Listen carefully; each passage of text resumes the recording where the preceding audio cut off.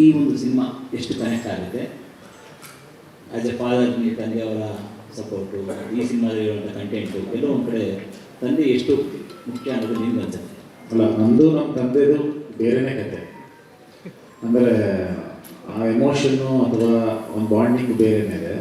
ಈ ಫಿಲಮಲ್ಲಿರೋ ಪಾತ್ರಗಳದ್ದು ಕಂಪ್ಲೀಟ್ಲಿ ಬೇರೆ ಇದೆ. ಅಂದರೆ ಎಲ್ಲರಿಗೂ ತಂದೆ ಮಗ ಎಮೋಷನ್ ಅನ್ನೋದೇ ಇದ್ದೇ ಇರುತ್ತೆ. ಬಟ್ ಆ ಕನೆಕ್ಷನ್ನು ಅಥವಾ ಆ ಎನ್ವೈರ್ಮೆಂಟು ಅಥವಾ ಅವ್ರು ಹೇಗೆ ಬೆಳ್ಕೊಂಬಂದಿರೋ ಪರಿಸ್ಥಿತಿಗಳು, ಸೊ ಇವೆಲ್ಲ ಡಿಫ್ರೆಂಟ್ ಬರ್ತಾ ಇರುತ್ತೆ. ಸೊ ಅದರಲ್ಲೇ ಒಂದೊಂದು ಬ್ಯೂಟಿಫುಲ್ ಕಥೆಗಳು ಹುಟ್ಟೋದು. ಸೊ ಒಬ್ಬರು ಲೈಫಲ್ಲಿ ಒಬ್ಬರು ತಂದೆ, ಪ್ರತಿಯೊಬ್ಬರು ತಂದೆ ಇಟ್ಕೊಂಡು ಒಂದು ಕಥೆ ಮಾಡ್ಬೋದು. ಸೊ ಇದರಲ್ಲಿ ತುಂಬ ಯೂನಿಕ್ ಆಗಿದೆ ಈ ಪಾತ್ರದಲ್ಲಿ. ಆ ಥರದೊಂದು ಯೂನಿಕ್ ವಿಷಯ ಬರುತ್ತೆ. ಇನ್ಫ್ಯಾಕ್ಟ್ ನಂದು ನಮ್ಮ ತಂದೆದೊಂದು ಎಮೋಷನ್ ಇಟ್ಕೊಂಡೆ ಒಂದು ಕಥೆ ಮಾಡಿದ್ದೆ ನಾನು. 2008-9 ಒಂದು ಕಥೆ ಮಾಡಿದ್ದೆ. ಅದನ್ನು ನನ್ನ ಸಿದ್ಲಿಂಗ್ ಅವ್ರಿಗೆ ಒಂದ್ಸಲಿ ನರೇಟ್ ಮಾಡಿದ್ದೆ, ಡೈರೆಕ್ಟರ್ ಇದ್ರಲ್ಲ. ಸೊ ಅವ್ರು ನರೇಟ್ ಮಾಡಿ ಅವರು ಫುಲ್ ಎಮೋಷನಲ್ ಆಗ್ಬಿಟ್ಟು ಅದನ್ನ ತುಂಬ ಚೆನ್ನಾಗಿದೆಪ್ಪ ಕಥೆ ಇದು ಹಿಂಗೆ ಅಂತೆಲ್ಲ ಹೇಳಿದ್ರು. ಅದನ್ನೇ ನಾನು ಮಾಡಿಲ್ಲ. ಬಟ್ ಅಂದರೆ ಒಂದು ಇನ್ಸ್ಪಿರೇಷನ್ ಬೇಕಲ್ಲ, ನಮಗೂ ಒಂದು ಕಥೆ ಬರುತ್ತೆ ಅನ್ನೋದಕ್ಕೆ. ಸೊ ಅದಕ್ಕೆ ಒಂದು ಆ ಥರದೊಂದು ಮಾಡಿದ್ದೆ. ಸೊ ಆ ಥರದ ಪ್ರತಿಯೊಬ್ಬನ ಲೈಫಲ್ಲಿ ಅವ್ರ ತಂದೆ ಆಗ್ಬೋದು, ತಾಯಿ ಆಗ್ಬೋದು, ಒಂದು ಕಥೆ ಹುಟ್ಟುತ್ತೆ. ಸೊ ಅದರಲ್ಲಿ ಇದು ವಿಶೇಷವಾಗಿದೆ, ತುಂಬ ವಿಶೇಷವಾಗಿ ಬೇರೆ ಥರ ಇದೆ, ತುಂಬ ಡಿಫ್ರೆಂಟ್ ಆಗಿದೆ ಅಂತ ಕಥೆ. ಆ ಕಥೆ ಮತ್ತೆ ಜೀವ ಬರುತ್ತಾ ಗೊತ್ತಿಲ್ಲ.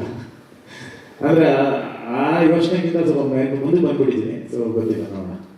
ಚಂದ್ರು ಸರ್, ಈ ಕಡೆ ಸ್ಟೋರಿಗಳಿಗೆ ಇರುವಂಥ ಸಂದರ್ಭದಲ್ಲಿ ಈ ಸಿನಿಮಾನ ಪ್ಯಾನ್ ಇಂಡಿಯಾ ಮಟ್ಟಿಗೆ ತಗೊಂಡು ಹೋಗ್ತೀನಿ ಅಂತ ನೀವು ನಿರ್ಧಾರ ಮಾಡ್ಕೊಳ್ಳೋ ಕಾರಣ ಏನು? ಮತ್ತೆ ಎಷ್ಟೊಂದು ಚಾಲೆಂಜ್ ಇದೆ ಅಂತ ಈ ಕಥೆಯನ್ನು ಪ್ಯಾನ್ ಇಂಡಿಯಾ ತಗೊಂಡು? ಸರ್ ಇಲ್ಲ, ಈ ಕಥೆ ನಾನು ಪ್ಯಾನ್ ಇಂಡಿಯಾಗೆ ತೊಗೊಂಡು ಹೋಗ್ತಾ ಇಲ್ಲ.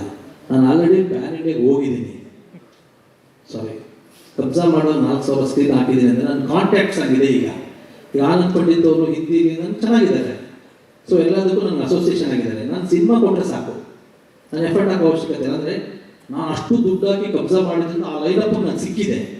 ಈಗ ಅವರಿಗೆ ನಾನು ಸಿನಿಮಾ ಕೊಡ್ತೀನಿ. ಸೊ ಅವ್ರ ಇನ್ವೆಸ್ಟ್ಮೆಂಟ್ ಆಗುತ್ತೆ, ಅವ್ರು ರಿಲೀಸ್ ಮಾಡ್ತಾರೆ.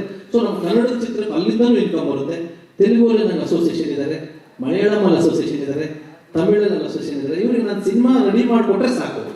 ಹಾಗಾಗಿ ಕತೆ ಮನೆ ಎಲ್ಲರೂ ಒಪ್ಪ ಇರ್ತಾರೆ. ನಮ್ಮ ಶ್ರೀಕಾಂತ್ ಸರ್ ಹೇಳ್ತಿದ್ದಾರೆ, ಕರೆಕ್ಟ್ ಅಲ್ವ? ಎಲ್ಲರಿಗೂ ಕನೆಕ್ಟ್ ಆಗುತ್ತೆ ಸರ್. ಕಂಟೆಂಟ್ ಸಿನಿಮಾ ಇದು.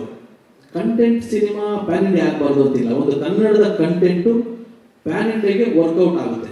ಮತ್ತು ನನಗೆ ಕಾಂಟ್ಯಾಕ್ಟ್ಸ್ ಇದೆ, ನಾನು ಅದನ್ನು ಆರೆಂಜ್ ರಿಲೀಸ್ ಮಾಡ್ತೀನಿ. ಚಂದ್ರು ಸರ್, ಇಲ್ಲಿ ಲಕ್ಷ್ಮೀನಾರಾಯಣ ಸರ್, ಚಾರ್ಮಿನಾರು ಮತ್ತು ತಾಜ್ ಮಹಲ್ ಸಿನಿಮಾಗಳ ನಂತರ ನಿಮ್ಮ ಸಿನಿಮಾಗಳಲ್ಲಿ ತುಂಬಾ ಎಮೋಷನಲಿ ಜಾಸ್ತಿ ಡೀಪ್ ಆಗಿ ಮಾಡಿರ್ತಕ್ಕಂಥ ಕಥೆ ಇದೆ ಅನ್ಸುತ್ತೆ. ಸೊ ಆ ನಿಟ್ಟಿನಲ್ಲಿ ಆ ಸಿನಿಮಾಗಳ ಸಾಲಿನಲ್ಲಿ ಇದು ನಿಲ್ಲುತ್ತಾ ಮುಂದಿನ ರಿಲೀಸ್ ಆದ್ಮೇಲೆ? ಸರ್, ತಾಜ್ ಮಹಲ್ ನನಗೆ ಗೊತ್ತಿಲ್ಲ, ಅದು ಆಗಿದ್ದು ಮಾಡಿದೆ ಎಫರ್ಟ್ ಹಾಕಿ ಆನೆಸ್ಟಿಯಾಗಿ. ತಾಜ್ ಮಹಲ್ ನೀವು ಎಲ್ಲ ಇಷ್ಟಪಟ್ಟು ಜನ ಇಷ್ಟಪಟ್ಟು ಆಯಿತು. ಚಾರ್ಮಿನಾರು ಹಂಗೆ, ಅದನ್ನು ಅಷ್ಟೇ ಮಾಡಿದೆ, ಅದು ಆಯಿತು.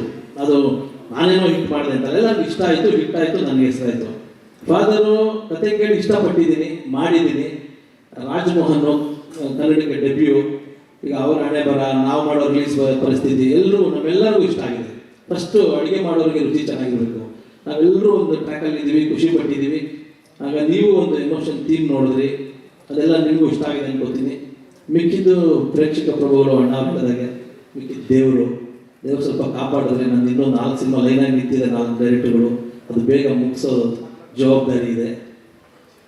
ಚಂದ್ರು ಸರ್, ಈಗ ನೀವು ತುಂಬಾ ಹಿರಿಯರಿದ್ದೀರಿ. ನಿಮ್ಮ ಪಕ್ಕದಲ್ಲಿ ಶ್ರೀಕಾಂತ್ ಸರ್ ಇದ್ದಾರೆ, ಮತ್ತೆ ಕೃಷ್ಣ ಅವರು ಅಷ್ಟೇ. ಇಂಡಸ್ಟ್ರಿಯಲ್ಲಿ ಸಾಕಷ್ಟು ಏರಿಳಿತಗಳನ್ನ ಕಂಡುಕೊಂಡು ನಂತರ ಈಗ ಒಂದು ನೆಲೆ ಕಂಡುಕೊಂಡಿದ್ದಾರೆ, ಒಬ್ಬ ನಿರ್ದೇಶಕರಾಗಿ, ಟೆಕ್ನಿಷಿಯನ್ ಆಗಿ, ಪ್ರೊಡ್ಯೂಸರ್ ಆಗಿ ಕೂಡ.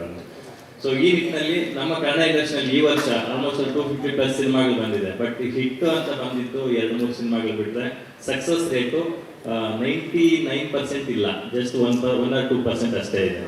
ಆ ನಿಟ್ಟಿನಲ್ಲಿ ನಮ್ಮಲ್ಲಿ ಏನೆಲ್ಲ ಬದಲಾವಣೆಗಳಾಗಬೇಕು ಅನ್ಸುತ್ತೆ ಸರ್, ಒಬ್ಬ ಸೀನಿಯರ್ ಟೆಕ್ನಿಷಿಯನ್ ಆಗಿ?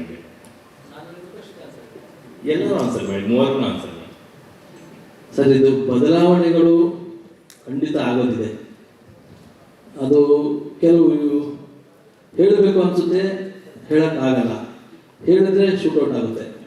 ಏನಂದ್ರೆ ಸರ್, ಈ ಬದಲಾದ ಕಾಲಘಟ್ಟದಲ್ಲಿ ಮೊದಲು ತಾಜ್ ಮಹಲ್ ಮಾಡಿದೆ, ಸಿನಿಮಾ ತಾಜ್ ಮಹಲ್ ಮಾಡಿದೆ ಸರ್. ನಮ್ಮ ವಾಸು ಸರ್, ಜಗಣ್ಣ, ನೀವು ನೋಡಿದ್ರೆ ಎಷ್ಟು ರೆಸ್ಪೆಕ್ಟ್ಫುಲ್ಲಾಗಿ ಬರ್ತಿದ್ವಿ, ಹೆಂಗೆ ಖುಷಿಯಾಗಿ ಬರ್ತಿದ್ವಿ. ನೀವು ಅಲ್ಲಿ ನಿಂತು ಕಂಟೆಂಟ್ ಬಂದಾಗ ಎದ್ದು ನಿಂತು ಬೆಳೆಸ್ಬಿಟ್ರಿ. ನೀವು ಆಚಂದ್ರು ಆದರು, ಅಬ್ಸರ್ವ್ ಮಾಡೋದು ಕೊಟ್ಟಿದ್ದು ಎಲ್ಲ ನೀವು ಸಪೋರ್ಟ್ ಕೊಟ್ರಿ. ಇವತ್ತು ಕಾಲಘಟ್ಟ ಬದಲಾಗಿದೆ. ಸೊ ಈ ಕಾಲಘಟ್ಟದಲ್ಲಿ ಇವತ್ತು ಜನ್ಜಿ ರಿಪೋರ್ಟರ್ಗಳು ಬಂದಿದ್ದಾರೆ. ಸೊ ಅವರುಗಳು ಕೂಡ ಸ್ವಲ್ಪ ಎಮೋಷನ್ ಇಟ್ಕೊಂಡು ಅವರುಗಳು ಕೂಡ ನಂತರ ಅಥವಾ ರಾಜಮೋಹನ್ ತರದವ್ರನ್ನ ಅವರು ಬೆಳೆಸ್ಬಿಟ್ರೆ ನೆಕ್ಸ್ಟ್ ಇನ್ನೊಂದು ಲೆವೆಲ್ಗೆ ಹೋಗುತ್ತೆ. ಅವ್ರನ್ನ ಕೈ ಮುಗಿದು ಕೇಳ್ಕೊತೀನಿ, ಹೇಳಿದ್ರೆ ತಪ್ಪಾಗಿ ಅರ್ಥ ಮಾಡ್ಕೊಳ್ತಾರೆ, ಗೊತ್ತಿಲ್ಲ ನನಗೆ. ನಾನು ಯಾವಾಗ ನನ್ನ ಪ್ರೆಸ್ಪೆಕ್ಟಲ್ಲಿ ಹೇಳ ಅನ್ಕೊಂಡೆ, ನೀವು ಕೇಳ್ಬಿಟ್ರಿ. ಎಲ್ಲರೂ ಸರ್ ಇವತ್ತಿನ ಮೆಂಟಾಲಿಟಿ ಬದಲಾಗಿ ಕನ್ನಡ ಇಂಡಸ್ಟ್ರಿ ಅಂತ ಸಿನಿಮಾ ನೋಡಬೇಕು. ಒಂದು ಶಾರ್ಟ್ ತೆಗೆದು ಒಬ್ಬ ತಾಯಿ ಇರ್ತಾರಲ್ಲ ಸರ್, ಮಗುನ ಇರ್ತಾರಲ್ಲ, ತಾಯಿಗೆ ಗೊತ್ತು ಒಂದು ಸಿನಿಮಾ ಹಿಟ್ಟು ಫ್ಲಾಪು ಅನ್ನೋದು ಈಸಿ. ಆದರೆ ಒಂದು ಶಾರ್ಟ್ ತೆಗೆದಕ್ಕೆ ಡೈರೆಕ್ಟ್ರು, ಪ್ರೊಡ್ಯೂಸರು, ಅವ್ರ ಹಿಂದಿನ ಎಫರ್ಟ್ಗಳು, ಮನೆ ಮಟ್ಟಗಳು, ಇವನು ದಿನಗಳು ಎಲ್ಲ ಹೋಗಿತ್ತು. ಹಂಗಾಗಿ ಇಲ್ಲಿ ಪ್ರೇಕ್ಷಕರು ಅವರು ಕಾಮೆಂಟ್ ಹಾಕಲಿ, ಅವ್ರದ್ದೇನು ಅಭಿರುಚಿಗಳೆಲ್ಲರೂ ಹೇಳಿ, ನಾನು ತಪ್ಪು ಅಂತ ಹೇಳಲ್ಲ. ಬಟ್ ನಿಮ್ಮ ಕೈಯಲ್ಲೂ ಇದೆ.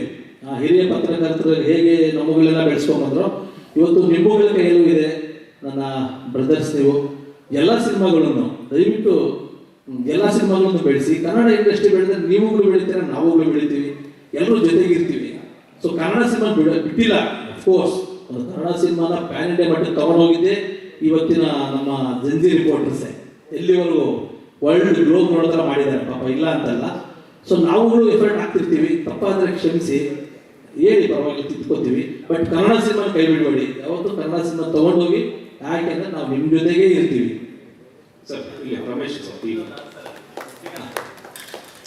ಸ್ವಾದಿಷ್ಟತೆಯ ಸ್ವಾದ, ತಾಜಾತನದ ಆಹ್ಲಾದ, ಉತ್ತಮ ಆರೋಗ್ಯ ಮತ್ತು ಹೆಚ್ಚಿನ ರೋಗ ನಿರೋಧಕ ಶಕ್ತಿಯ ವೃದ್ಧಿಗೆ ಈಗ ನಿಮಗೆ ಸಿಗುತ್ತಿದೆ ಉತ್ತಮ ಗುಣಮಟ್ಟದ ಪೌಷ್ಟಿಕಾಂಶ Shri Vaidik millet health mix. ಇದು ಸಿರಿಧಾನ್ಯಗಳ ಸಂಪತ್ತು.